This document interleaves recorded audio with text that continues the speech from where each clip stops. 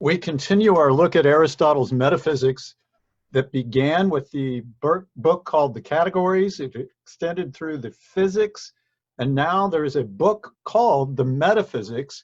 And so I'm looking primarily at that, but I'm also going to be referring back to the Physics for resources as well. And in part one, we're looking at first philosophy, which is actually Aristotle's name for this book, this work. It ended up being called the Metaphysics because meta means besides, and so physics, it was placed besides the physics in Alexandria in the library, and they didn't know what to call it. They should have called it first philosophy. So there are two tasks of metaphysics, and what we're talking about here is first philosophy, the most general philosophy or science, according to Aristotle. It is foundational for all other disciplines. All other inquiries begin with metaphysics. And Aristotle says that wisdom is knowledge of certain causes and principles. So when we have wisdom about things, we need to have an awareness of causes and principles, and that's true no matter what you are investigating. And metaphysics is the investigation of the most general causes and principles, those that apply to everything. And so it is the work of one science, that would be first philosophy, what we call today metaphysics, to study all things that are qua being, everything that exists insofar as it exists, we might say. And so his subject matter is everything. And so what Aristotle is aiming to do here then is to seek the principles and causes of the things that exist, the things that are, and obviously of things qua being. The qua is a short phrase meaning roughly insofar as it is, right? Things insofar as they are something that exists, being. So we have as our subject matter the broadest possible subject, of course, but we're looking at the principles and the causes that apply to everything. And so, of course, we're exploring those principles and causes. Now, I neglected to mention the first line of the book, The Metaphysics, which is all humans by nature desire to know.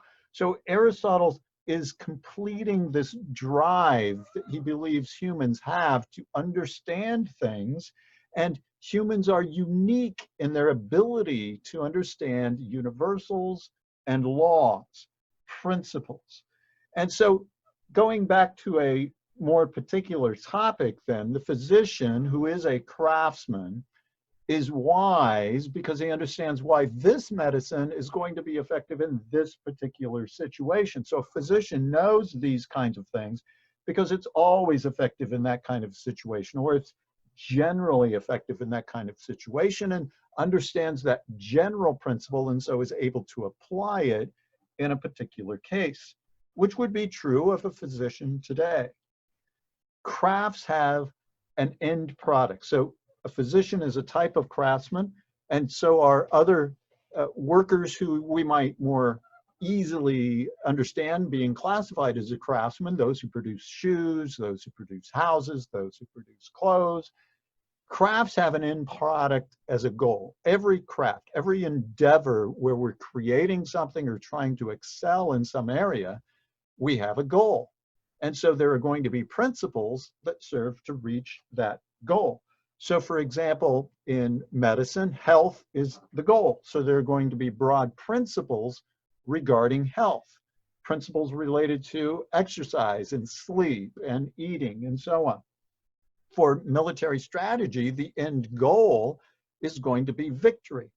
And so there are going to be principles that you can use in order to achieve victory. So someone who specializes in that area is going to be someone who understands those principles, those laws that apply. Okay, I've said that metaphysics could be just, instead of translating it, instead of calling it, by the physics, we can call this work first philosophy. And Aristotle says what is desirable on its own account is the subject of first philosophy. So in this case, even though the methods are similar to what we might find in crafts, we're not trying to accomplish a particular goal that is to our advantage. We're simply trying to understand the broadest principles that apply to everything. And so humans have this desire to know. And so Aristotle says this is the greatest endeavor that we can embark on, to understand things for the sake of understanding. And so just like there's going to be a science that has as a subject all things related to health, the medical sciences, so they're going to look at the causes of health, the symptoms of health, things that are healthy. Just as though there are things like that, there's going to be one science that has as a subject all things that relate to being qua being, things that exist insofar as they exist. And first philosophy has as its subject the first causes and principles of being qua being. So we're going to look at causation in particular. What kind of principles apply to everything? So these include axioms that are applicable to all being, everything, even the source of being, which ultimately, arguably, could be God for Aristotle. So let's start where we ought to. What is the first primary principle of our project, of our endeavors doing first philosophy? The first principle for philosophical inquiry is the principle of non-contradiction. At least that's what I'm calling it. I abbreviate this PNC, the principle of non-contradiction. This is a foundational logical principle. And here is Aristotle's quote. This is how he puts it. It is impossible for the same thing both to belong and not belong at the same time and to the same thing in the same respect. So when we say that an attribute belongs to a subject and we keep the same meaning of attribute and the same meaning of subject, and we're talking about the same time, same place, then we can't deny that, on the other hand, and be logically consistent. So if you are familiar with logical notation and structures, this is how we would write it. It's not the case that both P and not P.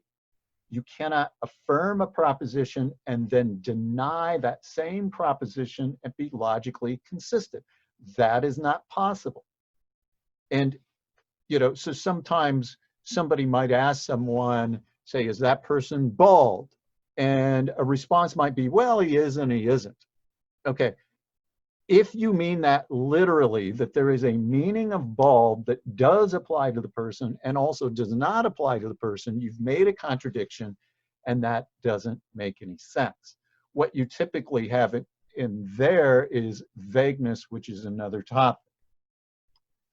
So, in other words, the bald in one respect, depending on how you define it, might apply to the person, but if you define baldness in another respect, a complete lack of hair, for example, then that doesn't apply to that person. So you aren't using the term in the same way in both sentences, right?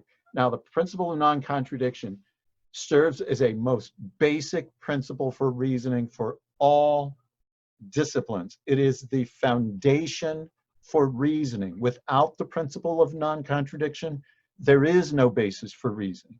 You cannot argue for it, and you cannot argue against it, because it's foundational for everything else. All aspects of reasoning requires this principle. And so this is the most fundamental principle of reasoning that has to apply to everything that exists. So it applies to being insofar as it exists. No matter what you're talking about, this principle applies. So we made that caveat related to vagueness, but we gave a quick response of how to handle that. But this is the most foundational principle in philosophy and in science and in any rational inquiry whatsoever. Now, in part 2, we're going to go on and explore some causes, types of causes as Aristotle describes them. So that will be our next step.